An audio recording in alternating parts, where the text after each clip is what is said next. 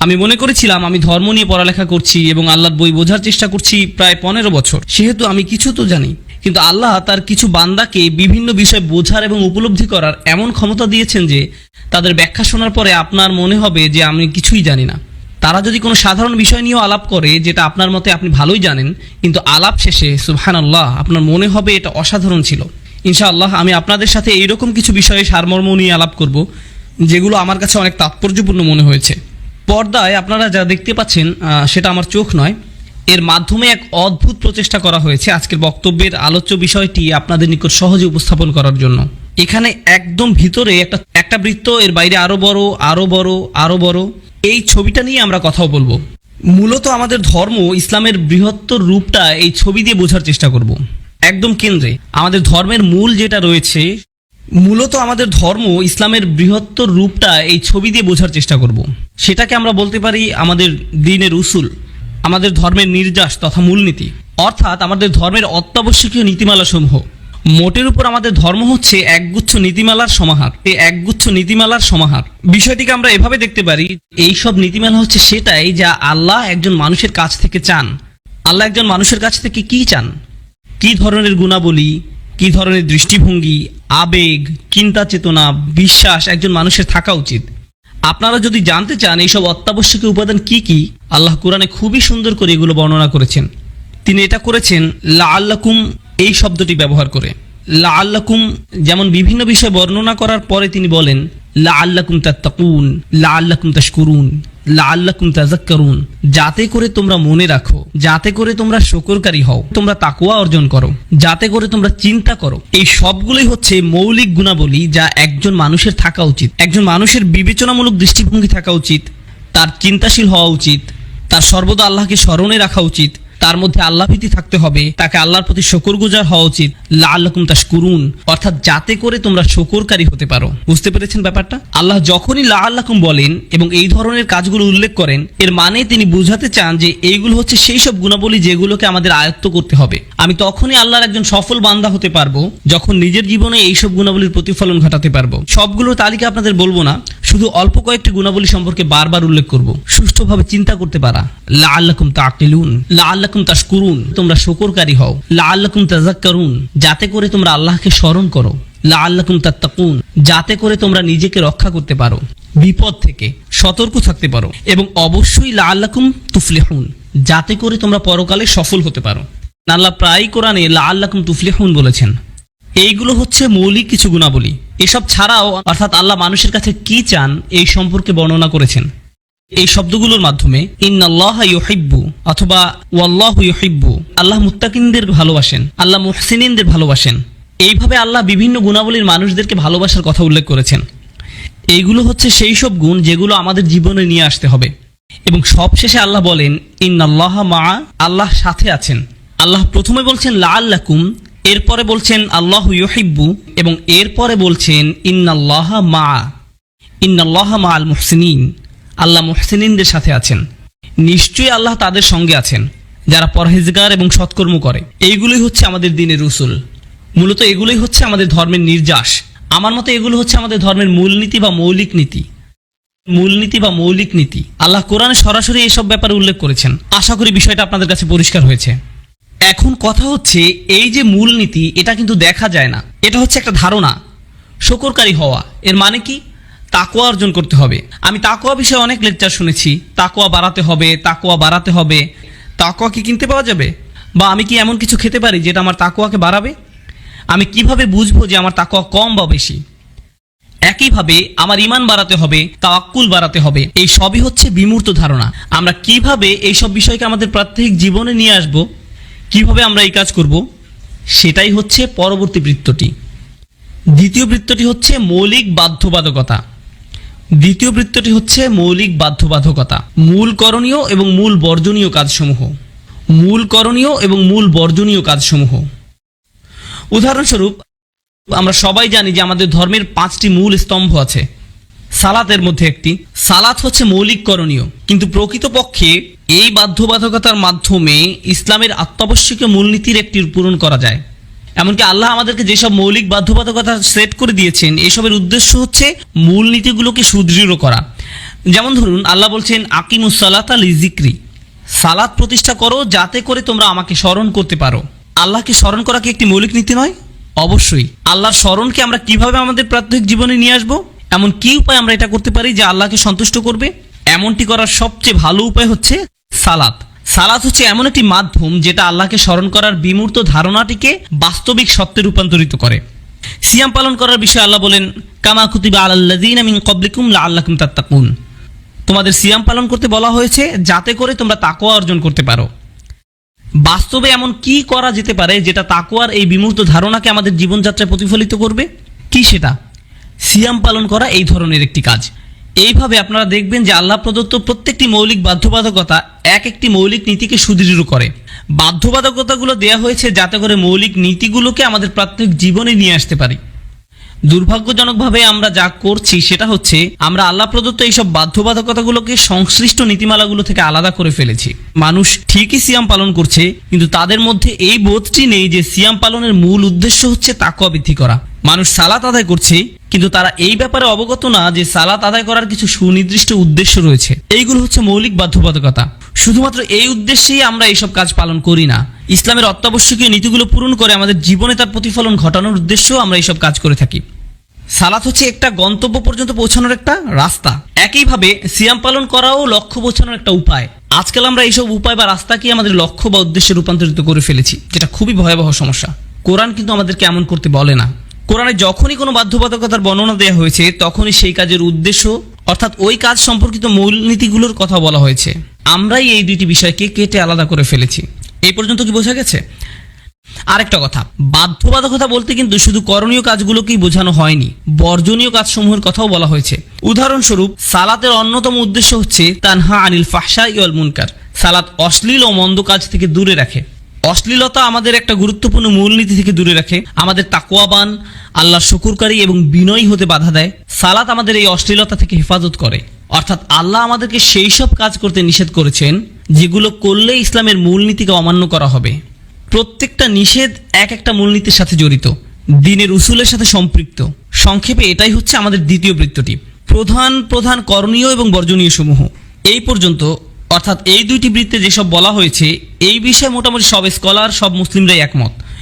ইসলামের মূলনীতিগুলো কি কি এবং আমাদের মূল করণীয় ও বর্জনীয় কাজসমূহ কি কি, আমরা সবাই এই বিষয়ে একমত। কোনো মুসলিম এসে এরকম বলবে না যে আমি আসলে নিশ্চিত না শুকুর কি আসলে হারাম কিনা, এরকম কখনোই হবে না। আর যদি কেউ এরকম বলে থাকে তার মানে হচ্ছে সে পাগল। বুঝতে পেরেছেন? তৃতীয় বৃত্তটি রয়েছে, সেটাই যাই। এই তৃতীয় বৃত্তটি হচ্ছে প্রধান বাধ্যবাধকতাগুলোর তুলনায় ছোট সুপারিশ সমূহ, রিকমেন্ডেশন। যেমন ধরুন আমাদের মহানবী সাল্লাল্লাহু আলাইহি সাল্লামের সুন্নাহ সমূহ, অর্থাৎ সেই সব ভালো কাজসমূহ যেসবের কথা কোরআনে বলা হয়েছে, এমন কাজ যেগুলো আমাদের চারিত্রিক উৎকর্ষ সাধন করে। উদাহরণস্বরূপ নরমভাবে কথা বলা, নম্রভাবে চলাফেরা করা, এইগুলো হচ্ছে সেই সব কাজ যা আপনার চরিত্রকে উন্নত করবে। একইভাবে ডান পা দিয়ে মসজিদে প্রবেশ করা, যেটা একটা সুন্নাহ, অথবা ধরুন ডান হাত দিয়ে খাওয়া, এইসব ছোট ছোট কাজগুলো আমাদের চরিত্রের বিকাশ ঘটায়। এখন ব্যাপারটা দাঁড়ালো এই যে প্রাধান্য দেওয়া উচিত মৌলিক নীতিগুলোর আত্মস্থ করার দিকে। সেটা সঠিকভাবে করার জন্য তাকে নজর দিতে হবে প্রধান প্রধান বাধ্যবাধকতার দিকে। যদি সে এই প্রধান বাধ্যবাধকতাগুলো ঠিকভাবে মেনে চলতে পারে, তাহলে তার পরবর্তী চেষ্টা হওয়া উচিত ছোট ছোট সুপারিশগুলো পালনের মাধ্যমে আরো সৌন্দর্যমণ্ডিত করা। উদাহরণস্বরূপ সালাত হচ্ছে একটা প্রধান কাজ। সালাতের পরে জিকির করাটা কি? এটা হচ্ছে উৎকর্ষ সাধন। একইভাবে সালাতের পরে দোয়া করাটা একটা উৎকর্ষ সাধন, অর্থাৎ আপনি ইতোমধ্যে প্রধান কাজটি করে ফেলেছেন। এই যে ছোট ছোট ভালো কাজ করার মাধ্যমে উৎকর্ষ সাধন করার যে ধারণা, এটা নিয়েও কার মধ্যে তেমন কোনো ভেদাভেদ নেই। কিয়ামুল লাইল একটা ভালো কাজ, তাহাজ্জুদের সালাত আদায় করা একটা ভালো কাজ, ফরজ সিয়ামের অতিরিক্ত সিয়াম পালন করা ভালো কাজ, ভ্রমণ কিংবা ঘরে প্রবেশের সময় দোয়া পড়া ইত্যাদি। দোয়া না পড়ে ঘরে প্রবেশ করা হারাম নয়, অর্থাৎ দোয়া না পড়ে ভ্রমণ করাটাও হারাম নয়, কিন্তু এমন করাটা ভালো। এটা আপনার দিনের উৎকর্ষ সাধন করে, এইসব জিনিস আপনার জীবনকে উন্নত করে। এগুলি হচ্ছে তৃতীয় বৃত্তটি। কিন্তু 4 নম্বর বৃত্তটিতে যাওয়ার আগে 3 নম্বর বৃত্তটি সম্পর্কে আরো কিছু বিষয় পরিষ্কার করা দরকার। প্রথম এবং দ্বিতীয় বৃত্তে আলোচ্য বিষয়গুলো হচ্ছে মূলত সেই সব জিনিস যেগুলোর দিকে আমাদের নবীগণ দাওয়াত দিয়েছেন, অর্থাৎ নবীগণ আমাদেরকে ইসলামের প্রধান নীতিমালা সমূহ, প্রধান করণীয় ও বর্জনীয় এইসবের দিকে ডেকেছেন। এইগুলোই ছিল নবীদের দাওয়াতের মৌলিক দিক। মানুষ যখন এইসব মৌলিক বিষয়কে মেনে নিয়ে ভালো করে বুঝে আত্মস্থ করতে সক্ষম হলো, এরপরে যে নবীগণ তাদেরকে এসবের পাশাপাশি উৎকর্ষ সাধনের জন্য আলাদা প্রশিক্ষণ দিতেন। এখন দেখা যাক আমরা কি করি। আমরা যেটা করি সেটা হচ্ছে মৌলিক নীতিমালাগুলো তো আমরা ভুলেই গেছি, উপরন্তু আমরা প্রধান বাধ্যবাধকতাগুলো উৎকর্ষ সাধনের জন্য যেসব ছোটখাটো সুপারিশ রয়েছে সেগুলোর সাথে মিশিয়ে ফেলেছি। এই সম্পূর্ণ মিশ্রণই এখন প্রধান বাধ্যবাধকতা হয়ে গেছে। উদাহরণস্বরূপ, আপনি যদি এমন কাউকে দেখেন যে জোহরের ফরজ সালাত আদায় করেছে, সুন্নত সালাত পড়েনি, তখন আপনি তার পেছনে লাগেন। কি করেছেন আপনি? আপনি সুন্নত নামাজ পড়েননি কেন? অর্থাৎ আমরা মানুষকে উৎকর্ষ সাধনমূলক কাজগুলো করার জন্য বল প্রয়োগ করছি। মানুষ যদি এই কাজগুলো না করে তাহলে আমরা তাদের পেছনে লাগছি, তাদের সালাত নিয়ে প্রশ্ন তুলছি, তারা কি করছে কি করেনি এইসব নিয়ে কথা বলছি। যেমন ধরুন সহি উচ্চারণ, এটা কিন্তু দ্বিতীয় বৃত্তের মধ্যেও পড়ে না, এটা তৃতীয় বৃত্তের অন্তর্ভুক্ত। অথচ আমরা কি করি, কারো তিলাওয়াত সহি না হলে আমরা বলি কোরআন তেলাওয়াত করে আপনি কখনোই গুনার মধ্যে পড়ছেন না, আপনি অবশ্যই সহিভাবে তেলাওয়াত শেখার চেষ্টা করবেন। কিন্তু আপনি যদি বসে বসে মদ কলকলার সময় একদম পুঙ্খানুপুঙ্খানুরূপে হিসাব করা শুরু করেন, তাহলে সাহাবাগণ তো এইভাবে শেখেননি। আপনি অবশ্যই আপনার তাজবিদের জ্ঞান বাড়ানোর চেষ্টা করবেন, কিন্তু আপনাকে বুঝতে হবে এইসব জিনিস এগুলো হচ্ছে উৎকর্ষ সাধনের জন্য, এগুলো ঘর সাজানোর জিনিসের মতো।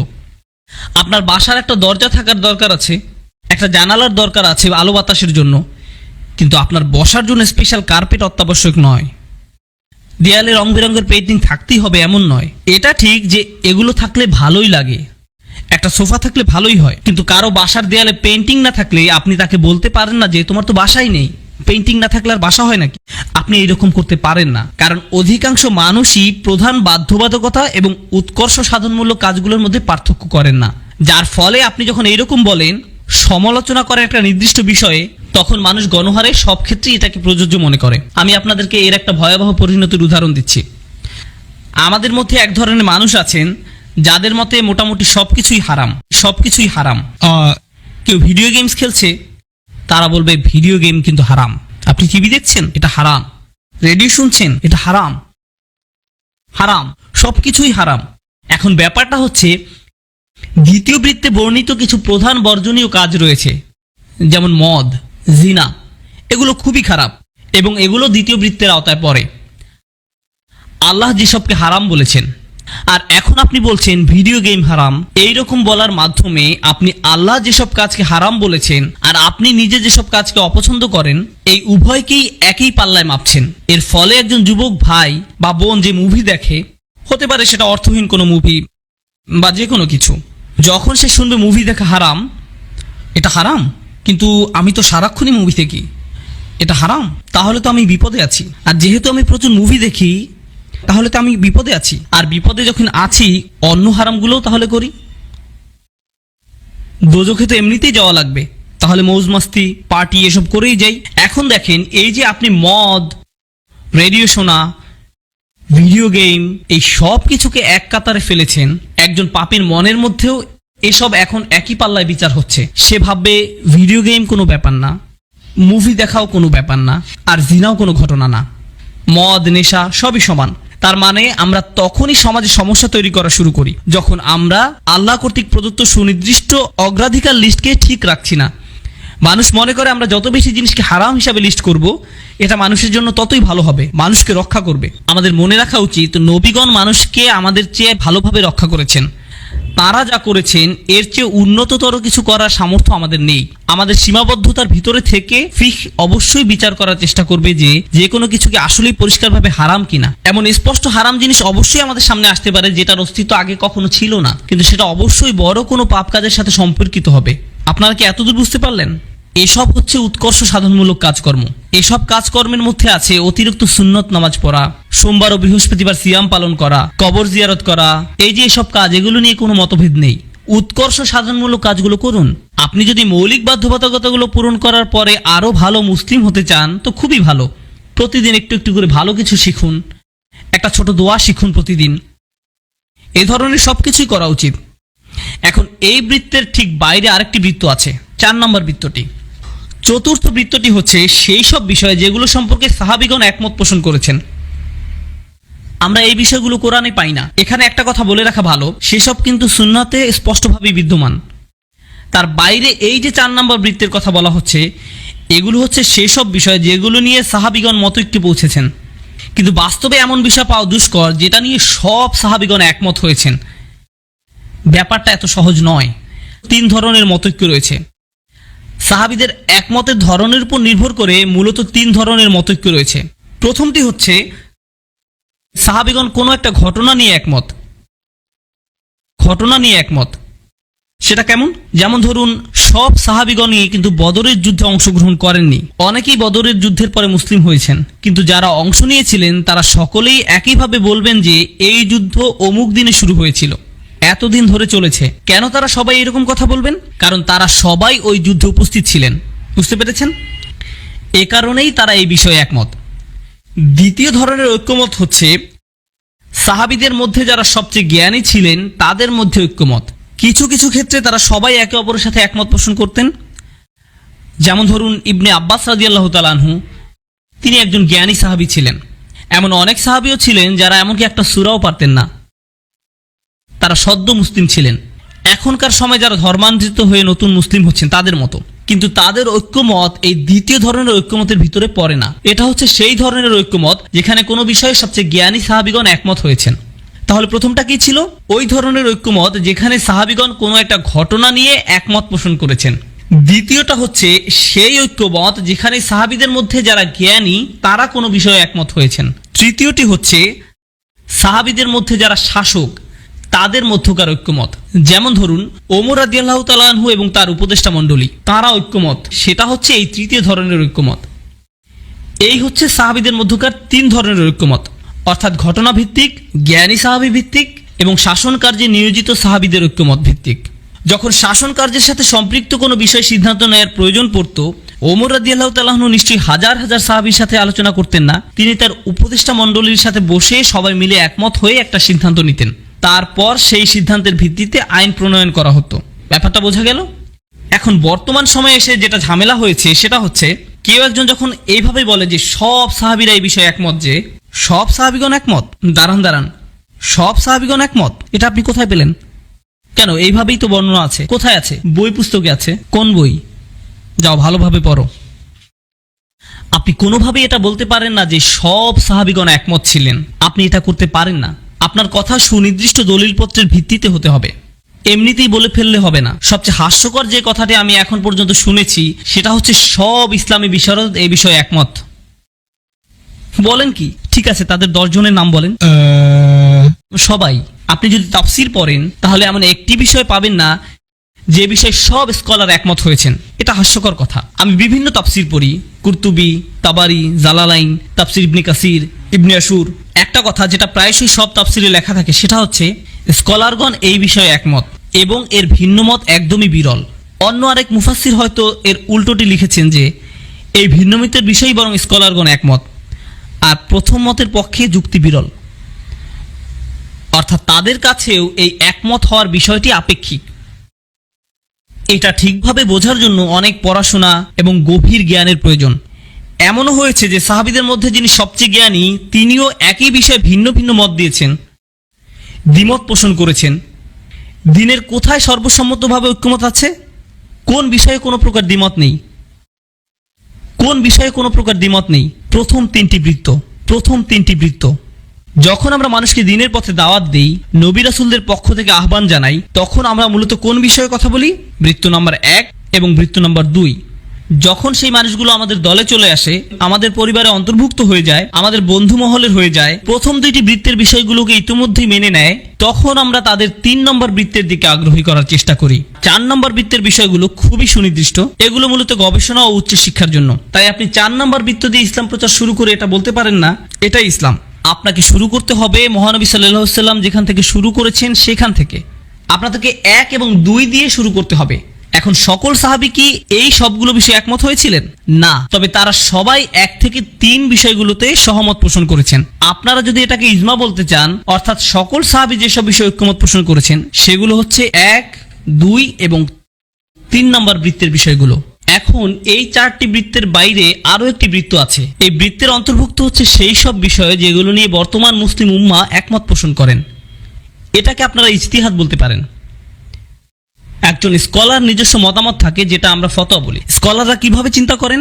তারা জানেন যে 1, 2 বা 3 এগুলো হচ্ছে নিখুঁত। 4 নম্বর বৃত্তের বিষয়গুলোর ক্ষেত্রে, অর্থাৎ কেন তারা এই বিষয়ে একমত হয়েছিলেন অথবা দ্বিমত পোষণ করেছিলেন, এটা বোঝার জন্য অনেক পড়ালেখা এবং গবেষণার প্রয়োজন। এরপরে যখন 5 নম্বর বৃত্তটি আসে, যেখানে এমন কিছু প্রশ্ন আছে যেগুলো সম্পর্কে কোরআনে সরাসরি কোনো সমাধান দেওয়া হয়নি এবং হাদিসেও পরিষ্কারভাবে কিছু বলা হয়নি। এখন সমাধান পাওয়ার জন্য আমাকে আমার নিজের গবেষণা করতে হবে, দলিল প্রমাণাদি যা কিছু পাওয়া যায় খুঁজে বের করতে হবে।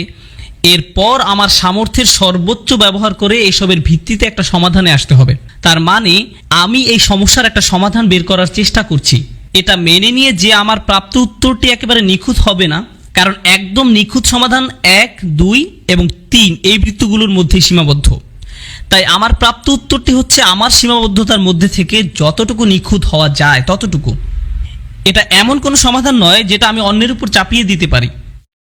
কিন্তু আমি এমন করে বলতে পারবো না যে এটাই ইসলাম এবং তোমরা যদি এটা অনুসরণ না করো তাহলে ইসলাম থেকে বাইরে চলে যাবে। আমি এভাবে বলতে পারি না। আমি বলতে পারবো না যে আমার দেয়া ফতোয়া ইসলামের সাথে নিবিড়ভাবে সম্পর্কিত। বড়জোর আমি এরকম করে বলতে পারি যে আমার জ্ঞান অনুসারে যতদূর বুঝতে পেরেছি এইভাবে চিন্তা করতে পারি। এসব হচ্ছে সেই সব বিষয় যেগুলোর বিষয়ে কোরআন, হাদিস বা সাহাবাগণের পক্ষ থেকে কোনো স্পষ্ট সমাধান পাওয়া যায় না। একটা উদাহরণ দিচ্ছি। ডক্টর আকরম নদভী আমাদেরকে এই বিষয়ে শিক্ষাদানকালে 100টি উদাহরণ দিয়েছিলেন। যদিও 2টি উদাহরণ শোনার পরে আমি অনেক আশ্চর্যান্বিত হয়েছিলাম, অথচ এরপরে তিনি আরও 98টা উদাহরণ দিয়েছিলেন। ব্যাপারটা ছিল অনেকটা 10 ঘন্টা ধরে সফট ড্রিঙ্ক পান করার মতো। যাই হোক, আমার সবচেয়ে পছন্দের উদাহরণগুলোর মধ্যে একটি খলিফা হারুন আর রশিদ। তিনি তখন রাষ্ট্রপ্রধান ছিলেন, আমিরুল মুমিনিন। সেই সময় আমিরুল মুমিনিনগণ সালাতের ইমামতি করতেন, বিশেষভাবে হজের সময়। এরকম এক সময় তিনি হজ পালন করতে গেলেন, আমিরুল মুমিনিন হিসাবে তিনি ইমামতি করবেন। যাই হোক, তিনি প্রথম কাতারে ছিলেন কারণ তিনি ইমামতি করবেন, আর তিনি ছিলেন হানাফি মাযহাবের অনুসারী। ওনার হজের যিনি মুয়াল্লিম ছিলেন, আপনারা তো অনেকেই জানেন মুয়াল্লিম কাকে বলে। মুয়াল্লিম হচ্ছেন সেই ব্যক্তি যিনি আপনাকে হজের বিভিন্ন নিয়মকানুনগুলো সঠিকভাবে শিখিয়ে দেবেন। স্বাভাবিকভাবেই আমিরুল মুমিনিনের মুয়াল্লিমও হানাফি মাযহাবের অনুসারী ছিলেন। তিনি ছিলেন কাজী আবু ইউসুফ, হানাফি মাযহাবের প্রতিষ্ঠাতা। ইমাম আবু হানিফার সবকিছু উনি লিপিবদ্ধ করতেন। যাই হোক, পৃথিবীর বুকে হানাফি মাযহাবের সবচেয়ে বিজ্ঞ যে আলিম, তিনি হচ্ছেন তার মুয়াল্লিম। তারা দুজনই সামনের কাতারে আছেন এবং আমিরুল মুমিনিন একটু পরেই সালাতের ইমামতি করবেন। কিন্তু খলিফা হারুন আর রশিদ হিজামা করিয়েছেন। আপনারা জানেন নিশ্চয়ই হিজামা কি? হিজামা হচ্ছে এমন একটা চিকিৎসা পদ্ধতি যেটা কাপিং এর মাধ্যমে করা হয় এবং এর ফলে শরীর থেকে রক্ত বের হয়। এখন হানাফি মাযহাব অনুসারে শরীর থেকে রক্ত বের হলে ওযু নষ্ট হবে। খলিফা হারুন আর রশিদ একজন বিচক্ষণ ব্যক্তি ছিলেন। তিনি জানতেন যে তিনি যদি ইমাম আবু ইউসুফকে এখন জিজ্ঞাসা করেন যে আমার ওযু কি নষ্ট হয়েছে, তাহলে আবু ইউসুফ কি বলবেন? হ্যাঁ, আপনার ওযু নষ্ট হয়ে গেছে। আর সেই ক্ষেত্রে তাকে প্রথম কাতার থেকে বের হয়ে সবগুলো কাতার পার হয়ে ওযুখানায় যেয়ে ওযু করতে হবে। এই পুরো প্রক্রিয়াটিতে যে সময় লাগবে তাতে করে আসরের রক্ত শেষ হয়ে মাগরিবের রক্ত চলে আসবে। কিন্তু তাকে তো তখনই সালাতের ইমামতি করতে হবে। এবং তিনি যদি আবু ইউসুফকে এই বিষয়ে জিজ্ঞাসা করেন তাহলে উনি বলবেন যে আপনার সালাত আদায় হবে না, কারণ ওযু নেই। ঘটনাচক্রে ইমাম মালিকও প্রথম কাতারে ছিলেন। এমত অবস্থায় খলিফা উদ্দেশ্য প্রণোদিতভাবে ওনার নিজের মুয়াল্লিমকে এই বিষয়ে না জিজ্ঞেস করে ইমাম মালিককে জিজ্ঞেস করলেন, কারণ মালিকি মাযহাব অনুসারে রক্তপাত হলেও ওযু ভঙ্গ হয় না এবং খলিফা এটা জানতেন। তিনি ইমাম মালিককে জিজ্ঞেস করলেন, আচ্ছা, আমি যে কাপিং করালাম আমার কি ওযু নষ্ট হয়েছে? ইমাম মালিক বললেন, না না, আপনার ওযু ভঙ্গ হয়নি, আপনি ইমামতি করুন। ফলশ্রুতিতে খলিফা হারুন রশিদ ইমামতি করলেন হজের সময় সেই বিশাল জামাতের। কাজী আবু ইউসুফ, ইমাম মালিক দুজনেই সেই জামাতে ওনার পেছনে ছিলেন। কাজী আবু ইউসুফ, ইমাম মালিক দুজনেই সেই জামাতে ওনার পেছনে ছিলেন। আর কাজী আবু ইউসুফ ছিলেন সেই সময় সবচেয়ে বিখ্যাত স্কলারদের মধ্যে অন্যতম। তার সাথে অনেক শিক্ষার্থী ছিলেন যারা হজ করতে এসেছেন। সেই শিক্ষার্থীরা কিন্তু পেছনে ছিলেন, তারাও এই ঘটনা দেখতে পেলেন এবং নামাজ পড়ছিলেন। আর নামাজ শেষ হওয়ার সাথে সাথে তারা দৌড়ে কাজী ইউসুফের কাছে গেলেন এবং বললেন, আমরা কি আবার সালাত আদায় করব? আপনি কিভাবে ওনাকে কাবার সামনে ইমামতি করতে দিলেন ওযু ছাড়া? তখন কাজী আবু ইউসুফ বললেন, যিনি কিনা হানাফি মাযহাবের অনুসারী, তার শিক্ষার্থীদের বললেন, যে পুনরায় সালাত আদায়ের দুঃসাহস দেখাবে সে খাওয়ারিজদের অন্তর্ভুক্ত। সে বা তারা এই দিনের অন্তর্ভুক্ত নয়। কেন তিনি এরকম বললেন? কারণ ফতোয়া নিয়ে তার চিন্তার প্রকৃতি কিছুটা ভিন্ন ছিল। ওনার চিন্তার প্রকৃতি এইরকম ছিল যে রক্তপাতের সাথে অজু নষ্ট হওয়ার বিষয়ে সুস্পষ্ট কিছু বলা হয়নি। এটি এমন একটি বিষয় যেটা নিয়ে গবেষণা করে তারপর সিদ্ধান্ত নিতে হবে। এখন আমাদের গবেষণা অনুসারে অজু নষ্ট হবে, আর ইমাম মালিকের গবেষণা অনুসারে অজু নষ্ট হবে না। এটা একান্তই আমাদের ব্যক্তিগত গবেষণার ফলাফল। কোরআনে এমন কোনো আয়াত নেই যেখানে বলা হয়েছে যে রক্তপাত হলে অজু নষ্ট হবে। এমন কোনো হাদিস নেই যেখানে বলা হয়েছে রক্তপাতের কারণে অজু নষ্ট হবে। তাই আমরা কেউ এই নিয়ে বিতর্ক করতে পারি না যে আমার প্রাপ্ত ফলাফলটি সঠিক, কারণ এটা একান্তই আমার সীমিত জ্ঞানের মাধ্যমে অর্জিত ব্যক্তিগত মতামত, যার ফলে আমি কিন্তু এটাও জানি না যে আমি সঠিক কিনা আর উনি ভুল কিনা। আর এটা নিয়ে তর্ক করতে গিয়ে আমি যে মূলনীতি জানি তা হচ্ছে ঐক্য হচ্ছে গুরুত্বপূর্ণ মূলনীতি। ইন্নামাল মুমিনুনা ইখওয়া ইউসিরুনা আলা আনফুসিহিম ওয়ালাউ কানা বিহিম খাসাসা। নিজের ফতোয়ার প্রতি অনড় থাকতে যে আমি এই মূলনীতিকে অমান্য করতে রাজি নই, এরকম ছিল তাদের চিন্তাভাবনা। এভাবেই ওনারা বিষয়গুলো নিয়ে ভাবতেন। আপনি যদি ফিকাহ নিয়ে পড়াশোনা করেন, আমি কিন্তু ফিকাহ শিক্ষার্থী নই, যদি হতামও সেটা কিন্তু আপনাদের বলতাম না। ফিকার কিতাব পড়লে দেখবেন সেখানে কেউ যখন অন্য আরেকজনের সাথে দ্বিমত পোষণ করেন, তখন শুরুতে তিনি যার সঙ্গে দ্বিমত পোষণ করেছেন তার জন্য দোয়া করে 1 পৃষ্ঠা লেখেন। এরপরে বিস্তারিত ব্যাখ্যা করেন যে কেন তিনি একমত নন। একইভাবে অপরজন যখন এর উত্তর দিবেন তখন তিনিও এইভাবে বলেন যে আপনার দোয়ার জন্য ধন্যবাদ এবং আপনার জন্য নিম্মুক্ত দোয়া রইল। যদিও তারা যে সবসময় একে অপরের সাথে এরূপ ব্যবহার করেন এমন কিন্তু নয়, মাঝে মাঝে তাদের লেখার মধ্যে অন্যের প্রতি বিরূপ প্রকৃতির মনোভাবও লক্ষ্য করা যায়। যাই হোক, বর্তমান সময়ে ইসলামের যে রূপ সেটা বোঝার জন্য এই বৃত্তগুলো সম্পর্কে পরিষ্কার ধারণা থাকা দরকার। বৃত্তগুলোর কথা মাথায় রেখে আমরা যদি চিন্তা করি যে আমাদের কোন বিষয়টাকে অগ্রাধিকার দেওয়া উচিত, কোনটি সবার প্রথমে গণ্য হবে, মূলনীতিসমূহ স্বচ্ছতা, ন্যায় বিচার, আল্লাহ ভীতি, সত্যতা, সত্যবাদিতা, এগুলো হচ্ছে সবার আগে আসবে। এই মূলনীতিগুলো আমরা কিভাবে শিখি? অত্যাবশ্যকীয় বাধ্যবাধকতাগুলো পালন করার মাধ্যমে এই মূলনীতিগুলো আমাদের মধ্যে দৃঢ় হয়। আর কোন জিনিসটা এই মূলনীতিগুলোকে পরিবর্তন করে, উন্নত করে? তৃতীয় বৃত্তটি। এখন যেটা দেখা যায়, বর্তমান সময়ে ইসলাম সম্পর্কিত আমাদের বেশিরভাগ জিজ্ঞাসাই প্রথম 3টি বৃত্ত থেকে দূরে। আমাদের জিজ্ঞাসাগুলো হলো 5ম বৃত্তের মধ্যে চলে গেছে। মূলনীতিগুলো ছিটে ফোটাও যেখানে নেই।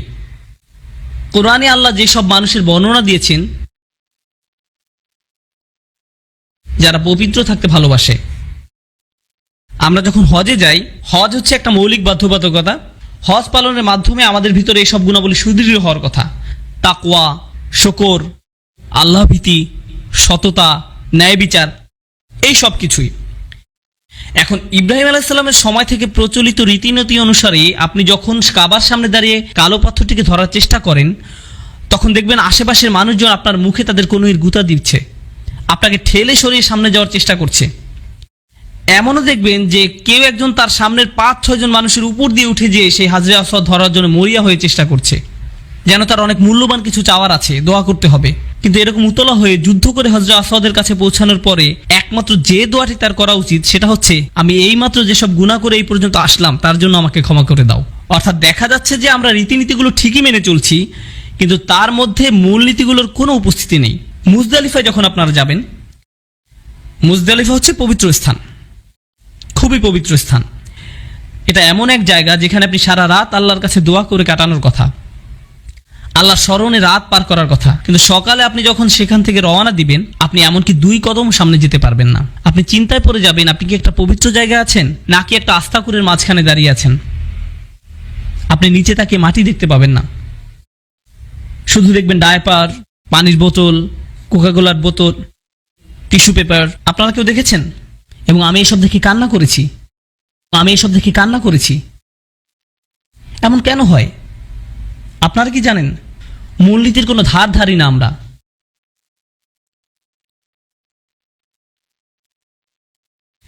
এর ফলে অত্যাবশ্যকীয় মূলনীতিগুলোকে প্রাধান্য দেওয়ার কারণে যে ধর্মের হওয়ার কথা ছিল সবচেয়ে সুন্দর, সেটা এখন হয়ে গেছে কদাকার।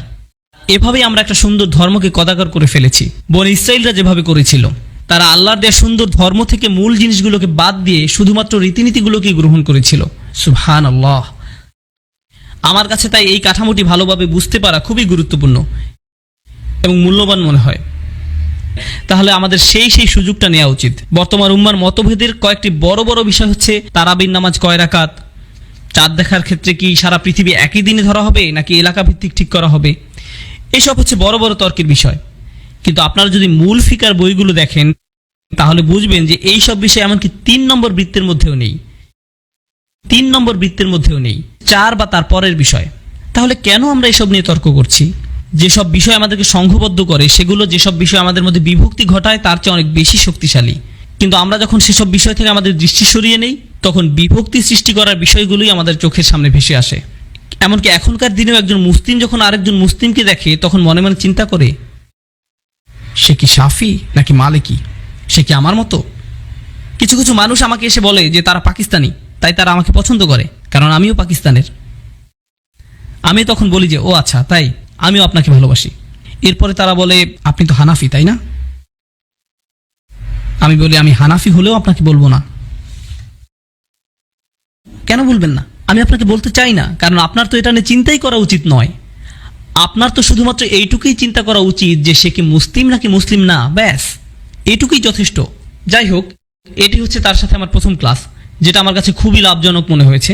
আমি আপনাদেরকে এখন সেটাই বলবো যেটা উনি একদম শুরুতে বলেছিলেন, আর এটাই হবে আজকের আলাপের শেষ বিষয়। এটা আমার শোনার সবচেয়ে চমকপ্রদ বিষয়গুলোর মধ্যে অন্যতম। আল্লাহ মোট কতজন নবী রাসূল প্রেরণ করেছেন? 1,24,000। পৃথিবীতে সবচেয়ে গুরুত্বপূর্ণ হচ্ছেন কারা? নবী রাসূলগণ। এই বিষয়ে তো আমরা সবাই একমত। মানব জাতির জন্য সর্বোত্তম শিক্ষক কারা ছিলেন? এই 1,24,000 নবী রাসূলগণ হচ্ছেন সমগ্র মানব জাতির জন্য প্রেরিত সর্বোত্তম শিক্ষক। সবাই একমত? ঠিক আছে, তাদের নাম বলুন এবার। কি হলো? তারা সবচেয়ে গুরুত্বপূর্ণ ব্যক্তিবর্গ, আপনাদের তো তাদের নাম জানা উচিত ছিল। আল্লাহ তো তাদের সবার নাম বলেননি, আল্লাহ শুধুমাত্র 25 জনের নাম উল্লেখ করেছেন। তার মানে কি অল্প কয়েকজনের নাম বাদ পড়েছে? তারা ছিলেন ইসলামের সবচেয়ে বড় শিক্ষক, অথচ আমরা তাদের নাম পর্যন্ত জানি না। আল্লাহ আপনাকে জিজ্ঞেস করবেন না যে আবু হানিফা কে ছিলেন, কে ছিলেন ইমাম শাফি। অযথা চিন্তা বন্ধ করুন। কিন্তু যখন বিশ্বের সকল হানাফি মাযহাবের স্কলারদের মধ্যে অন্যতম একজন বক্তব্যের শুরুতে এমন একটা কথা বলেন, আমিও অনেক অবাক হয়েছিলাম। তিনি বলেছিলেন এই বিষয়ে কিছু শেখার আগে আমাদেরকে তার আগে সবকিছুর অবস্থান গুরুত্ব সম্পর্কে ভালোভাবে জানতে হবে, যে কারণে তিনি নবীদের এই প্রসঙ্গটি দিয়ে শুরু করেছিলেন। এখন এই বিষয়ে আমার শেষ মন্তব্য। এগুলো ছিল তার বক্তব্যের শুরুর কথা, যেগুলো আমি সবার শেষে বলেছি। এখন মুসলিমদের চিন্তা চেতনা কিভাবে কাজ করে সেটা নিয়ে আমার নিজস্ব মতামত বলবো। আমি এটা জানি কারণ আমার মাথায় এরকম ভাবে কাজ করত। আমরা যখন ছোটবেলায় ইসলাম সম্পর্কে জ্ঞান লাভ করতাম, মাঝে মাঝে বিভিন্ন ধরনের গল্প শোনানো হতো আমাদের। যেমন বড় কোনো আলেম এরকম দোয়া করেছিল যার কারণে এরকম হয়েছিল, অথবা নবী রাসূল সাল্লাল্লাহু আলাইহি সাল্লাম বা সাহাবীদের নিয়ে বিভিন্ন ঘটনা, বা কোন কাজ করলে কত সওয়াব হবে আর কোন কাজ করলে কি পরিমাণ গুনাহ হবে, কি ধরনের শাস্তি হবে।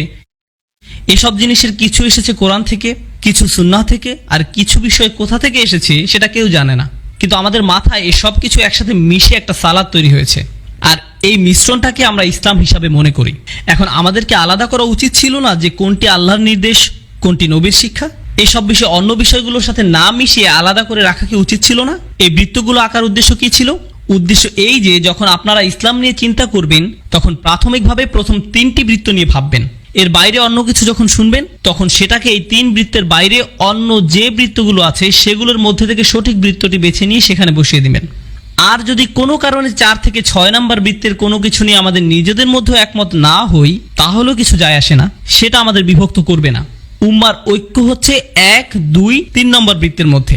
আমাদের সবার একই ফিকা থাকতে হবে এমন নয়, আমাদের সবাইকে বিতির সালাত একই নিয়মে পড়তে হবে এমন নয়, আমাদের সবার তারাবির নামাজের রাকাত সংখ্যা সমান হতে হবে এমনটাও নয়, সব বিষয়ে আমাদের ফতোয়া একই রকম হতে হবে না। এসব আমাদেরকে বিভক্ত করবে না। 2 ভিন্ন দিনে ঈদের সালাত আদায় করলে আমরা বিভক্ত হয়ে যাব না, কারণ আমরা আরো শক্তিশালী কিছু বিষয় দিয়ে ঐক্যবদ্ধ। কিন্তু যখনই আমরা এই সব কিছুকে একসাথে করে ফেলি তখনই বিভক্তি শুরু হয়ে যায়।